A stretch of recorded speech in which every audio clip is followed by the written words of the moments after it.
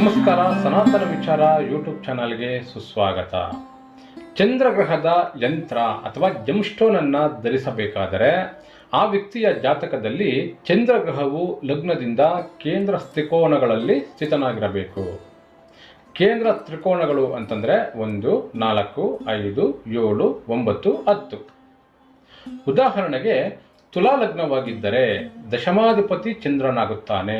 ತುಲಾ ಲಗ್ನಕ್ಕೆ ಕಟಕ ರಾಶಿ 10ನೇ ಮನೆಯಾಗಿರುವುದರಿಂದ ಚಂದ್ರನೇನಾದರೂ 10ನೇ ಮನೆಯಲ್ಲಿ ಸ್ಥಿತನಾಗಿದ್ದರೆ ಉದ್ಯೋಗದ ವಿಚಾರದಲ್ಲಿ ಈ ಚಂದ್ರ ಯಂತ್ರವನ್ನು ಧರಿಸಬಹುದು.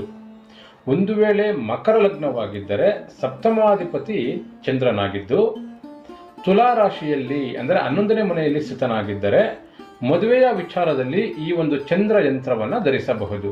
ಹೀಗೆ ನಿಮ್ಮದು ಯಾವುದೇ ಲಗ್ನವಾಗಿದ್ದರೂ ಸಹ ಲಗ್ನದಿಂದ ಉತ್ತಮ ಸ್ಥಾನದಲ್ಲಿ ಚಂದ್ರಗ್ರಹ ಸ್ಥಿತನಾಗಿದ್ದರೆ ಅಂದರೆ ಕೇಂದ್ರ ತ್ರಿಕೋನಗಳಲ್ಲಿ ಸ್ಥಿತನಾಗಿದ್ದರೆ ಈ ಒಂದು ಚಂದ್ರ ಯಂತ್ರವನ್ನು ಸೋಮವಾರದಂದು ಬೆಳಗ್ಗೆ 6ರಿಂದ 7ರವರೆಗಿನ ಚಂದ್ರ ಹೋರದಲ್ಲಿ ಚಂದ್ರಗ್ರಹದ ಬೀಜ ಮಂತ್ರವನ್ನು 108 ಬಾರಿ ಜಪಿಸಿದ ನಂತರ ಈ ಒಂದು ಯಂತ್ರವನ್ನು ಧರಿಸಬಹುದಾಗಿದೆ.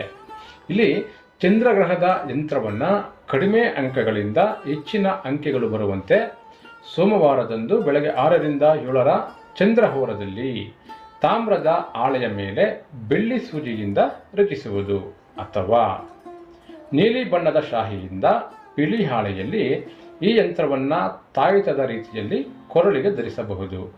ಈ ಯಂತ್ರದ ವಿಶೇಷತೆ ಏನೆಂದರೆ 2ರಿಂದ 10ರವರೆಗಿನ ಎಲ್ಲ ಸಂಖ್ಯೆಗಳು ಎಲ್ಲೂ ಪುನರಾವರ್ತಿತವಾಗದೆ ಯಾವುದೇ ಮೂಲೆಯಿಂದ ಕೂಡಿದರೂ ಸಹ ಸಂಖ್ಯೆ 18 ಬರುತ್ತದೆ.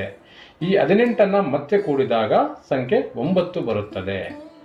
ಸಂಖ್ಯಾ ಕಂಪನಗಳಲ್ಲಿ 3, 6, 9 ಈ ಅಂಕೆಗಳು ಅತ್ಯಂತ ವಿಶೇಷವಾಗಿವೆ. ಈ ರೀತಿ ನಿಮ್ಮ ಜಾತಕದಲ್ಲಿ ಚಂದ್ರಗ್ರಹವು ಉತ್ತಮ ಸ್ಥಾನದಲ್ಲಿ ಸ್ಥಿತವಾಗಿದ್ದರೆ ಈ ಒಂದು ಚಂದ್ರ ಯಂತ್ರವನ್ನು ಸೋಮವಾರದಂದು ಕೊರಳಿಗೆ ಧರಿಸಿ ಚಂದ್ರನ ಬೀಜ ಮಂತ್ರವಾಗಿರುವಂತಹ ಓಂ ಶ್ರಾಂ ಶ್ರೀಂ ಶ್ರೂಂ ಸಹ ಚಂದ್ರಾಯ ನಮಃ ಈ ಮಂತ್ರವನ್ನು 108 ಬಾರಿ ಜಪಿಸಿರುವುದರಿಂದ ಚಂದ್ರಗ್ರಹ ಸ್ಥಿತನಾಗಿರುವಂತಹ ಮನೆಯ ಕಾರಕತ್ವಗಳು ಉತ್ತಮವಾಗುತ್ತವೆ. ಈ ಸಂಖ್ಯಾ ಯಂತ್ರಗಳ ಮಾಹಿತಿಗಾಗಿ ಹಿಂದೆ ನಮ್ಮ ಸನಾತನ ವಿಚಾರ ಯೂಟ್ಯೂಬ್ ಚಾನಲ್ ಅನ್ನು ಬೆಂಬಲಿಸಿ. ಧನ್ಯವಾದಗಳು.